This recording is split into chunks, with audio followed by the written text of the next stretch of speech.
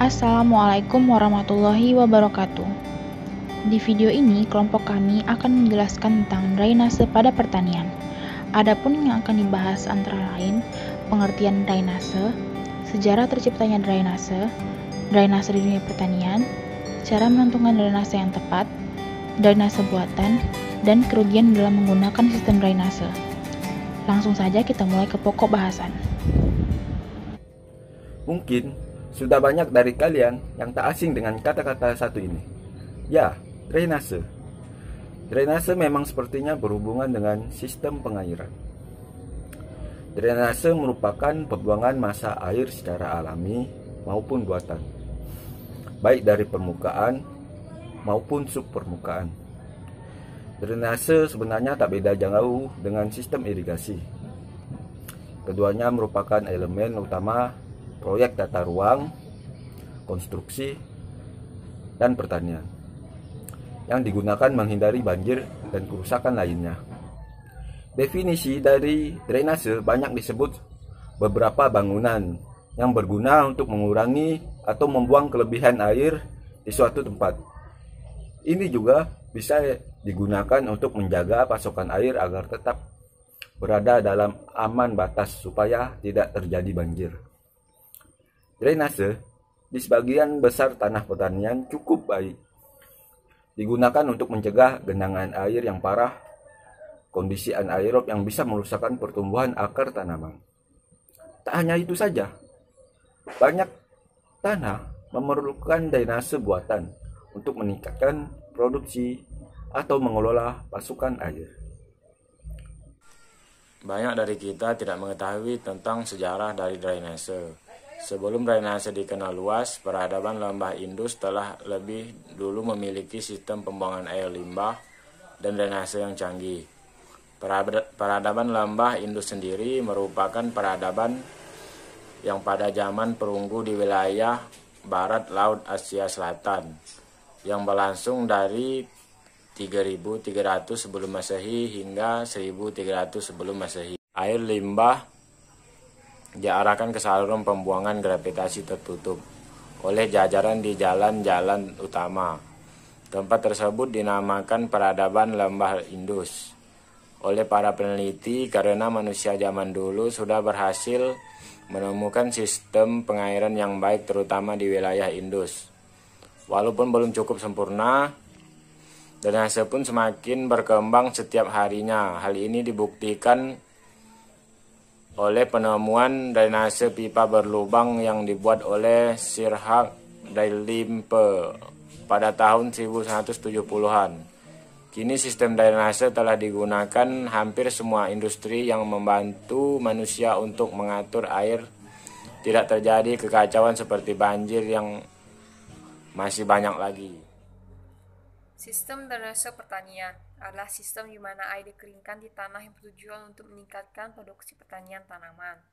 Cara ini mungkin melibatkan kombinasi pengukuran air hujan, erosi, dan lain sebagainya. Meskipun ada lebih dari 2 jenis sistem drainase yang digunakan dalam dunia pertanian, ada 2 jenis utama yang perlu diketahui. Yang pertama adalah drainase permukaan, yaitu pembuangan kelebihan air dari permukaan tanah. Cara ini biasanya dilakukan dengan parit yang dangkal. Biasa disebut juga saluran terbuka. Sistem drainase permukaan biasanya mulai berfungsi setelah adanya curah hujan yang intensif, sehingga menghasilkan pengairan irigasi yang berlebih. Sistem ini beroperasi sepenuhnya dengan mengandalkan gaya gravitasi. Air yang ada di saluran atau parit dangkal dibuang ke saluran pengumpulan air yang lebih besar dan lebih dalam.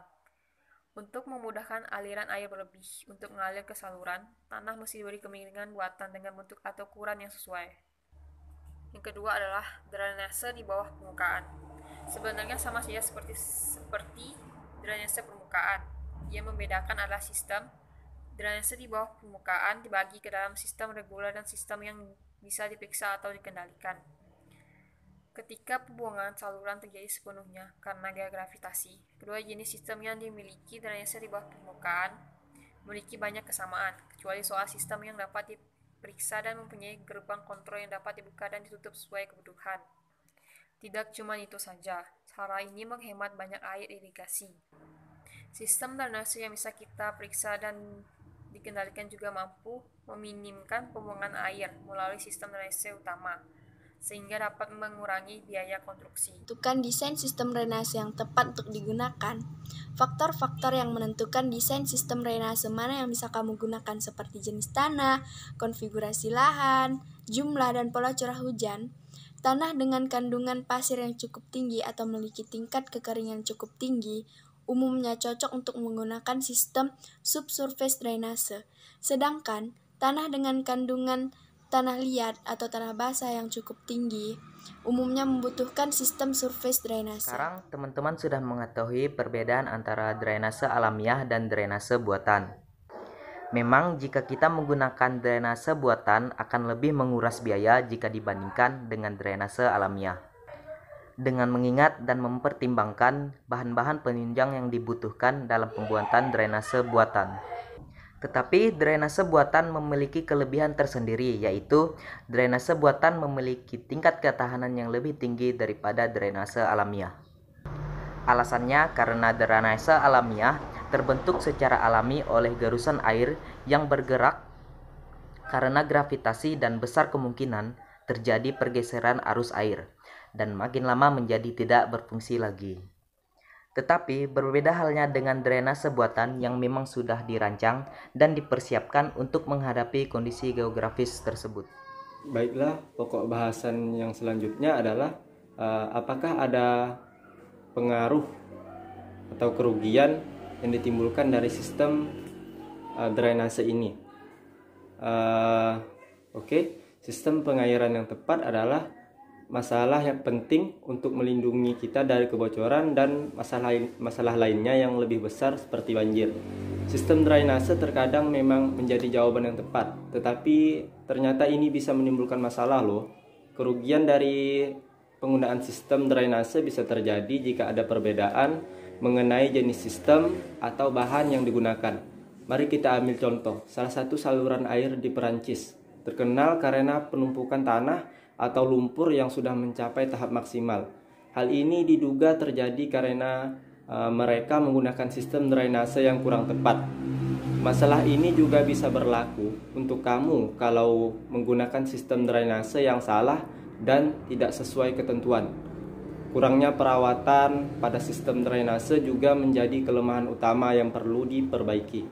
Caranya dengan tidak malas kalau mau membersihkan penyumbatan pada sistem drainase. Hal ini juga akan menyebabkan saluran yang meluap dan menyebabkan kerusakan seperti gambar di samping. Hal ini akan menimbulkan kerugian yang tergantung dari diri kita sendiri juga.